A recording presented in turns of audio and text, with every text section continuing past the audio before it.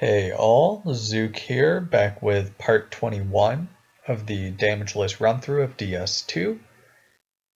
This time around we're going to take on Smelter Demon in the Iron Passage, and then we'll also take on the Fume Knight. So you're going to see me popping all of these souls, and I'm going to level up Endurance, since it's literally the best usage for your souls right now. Unless you decide to get in a Spada Repara like Ots did in his run, which, by the way, you can get that weapon when you go back to Dringley Castle and talk to Chancellor Welger.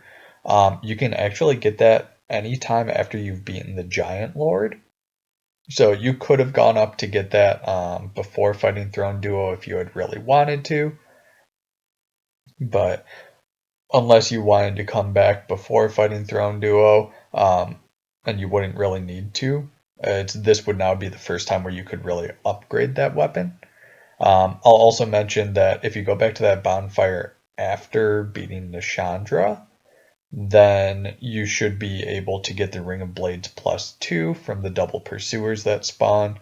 I might end up making an additional video on how to get that Ring of Blades +2 a little bit later, but something that you could do if you wanted to check out that strategy, just watch out Starva's no-hit run, because he gets that some point early on in the second video, I believe.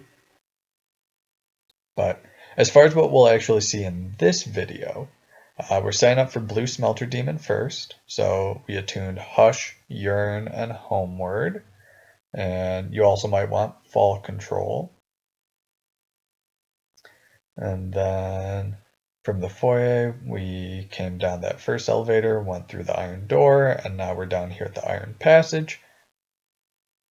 Now, as for the route that I take, it's heavily inspired by what Ots did in his no-hit run.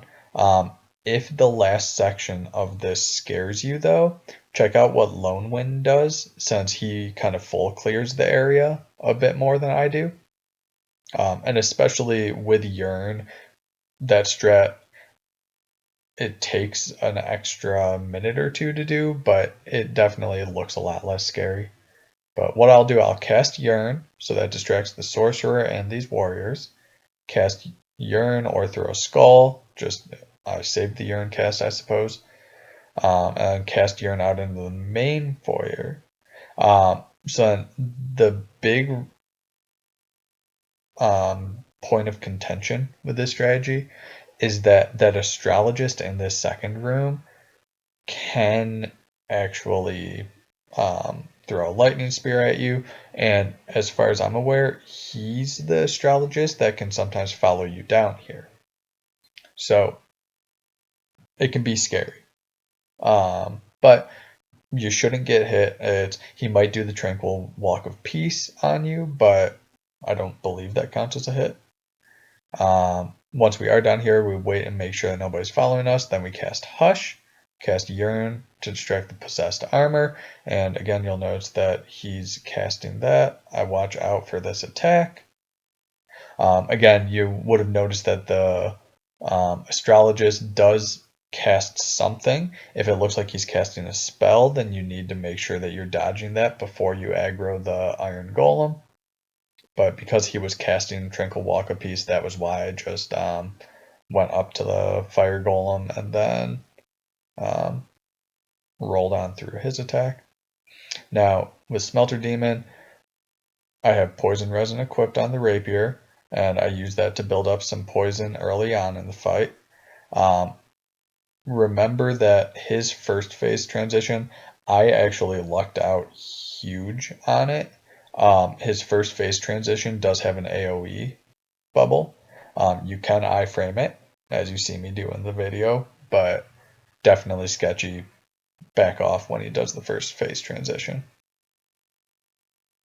But yeah, from here, it's literally just the exact same strategies as the first Smelter Demon.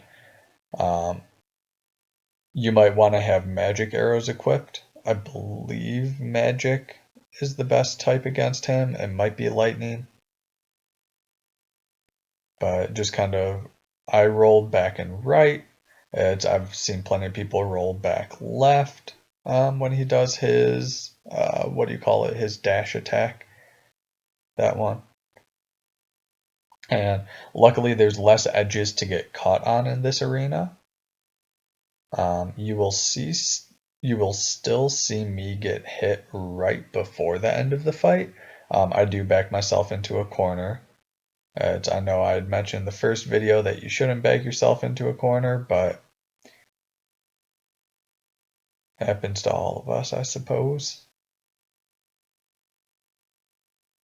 But yeah, as you can see, just kind of poisoning him, and then while the poison's running, you can either throw dung pies or shoot magic arrows. Just don't get greedy.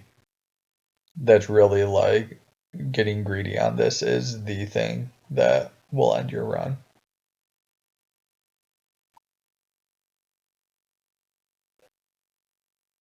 So yeah, he's toxic. So then I probably switch to poison arrows.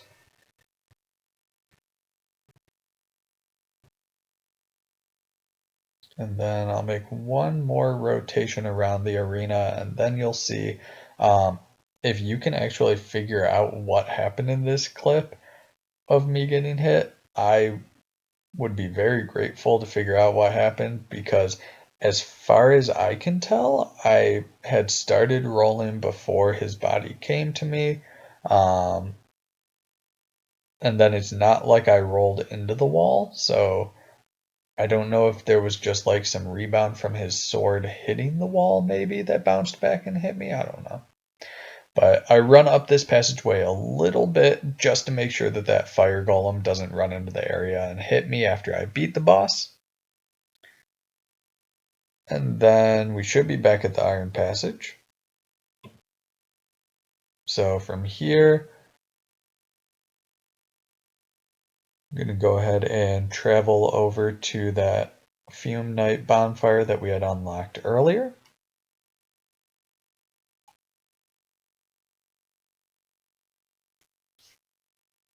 And once we are here, I'm just going to head on out to the edge of the kiln and just kind of go around the edge of it. I don't want to spawn the fire golem. And you aren't going to need any sort of spells for this. It is just a straight up 1v1. Now, you can do the setup after going through the fog gate if you want to make it last an extra second. I use gold pine resin, and there's an optional bright bug here that if you're collecting the free ones from Broom Tower and considering buying the expensive ones from Malentia, then there's no reason not to use it. I say that's a maybe bright bug because I'm cheap. But yeah, as you're fighting this dash attack that he just did, that is the best thing that he can do, because the dash attack is something that he can't follow up from.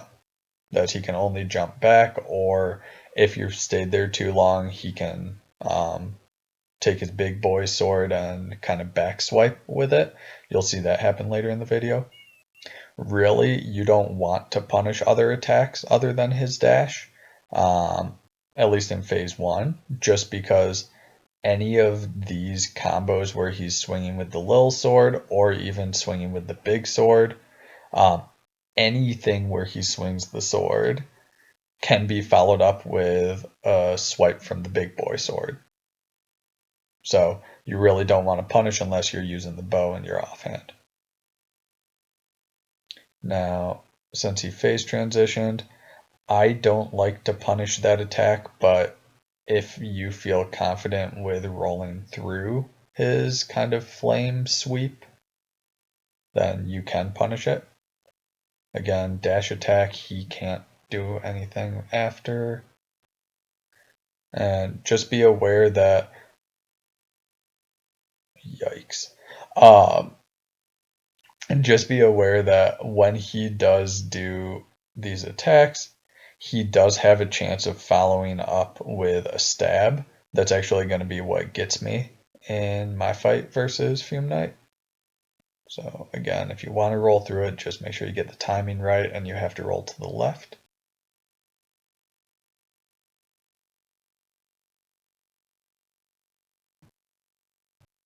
And didn't punish because he could have poked.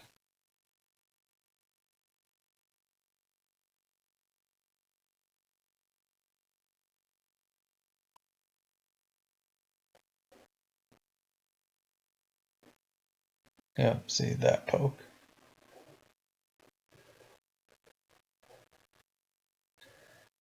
And honestly, this whole time, I should have, instead of having the rapier out, I really should have just taken out the bow or put the bow in my offhand and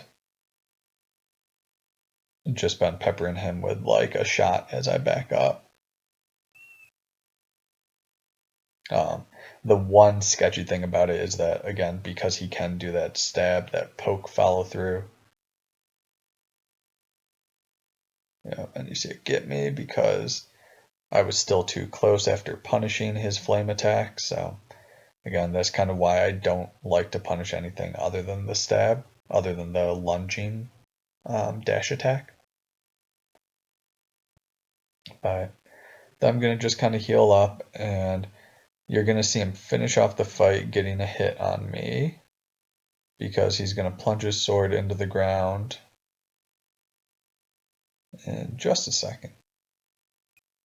So when he does plunge his sword into the ground, you really want to make sure that you're far away from him because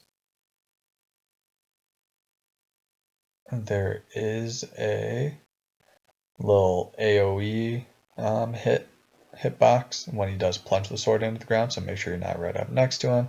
And then I should have rolled forward through the fire orb along with trying to strafe it. I thought that I had the angle to strafe it, but again, you can roll forward through those and iframe through them. It's actually not that bad of a timing to iframe through them. But yeah, that is your Fume Knight fight. So I do these two bosses first, just because they don't really require a whole bunch of extra levels to do them. So where you come into some leveling problems when you want to do like Dark Lurker and you have to be able to spam attacks, or when you do Lud and Zalen and you have to be able to run through Frigid Outskirts, so you want high endurance for those fights. These ones don't really have those requirements. These ones, you just need to know the fight. So that's why I put these ones first. Next up, we are going to take a look at the Shulva trio, and then we will have a Lan at the end of that video. So I will catch you in the next one.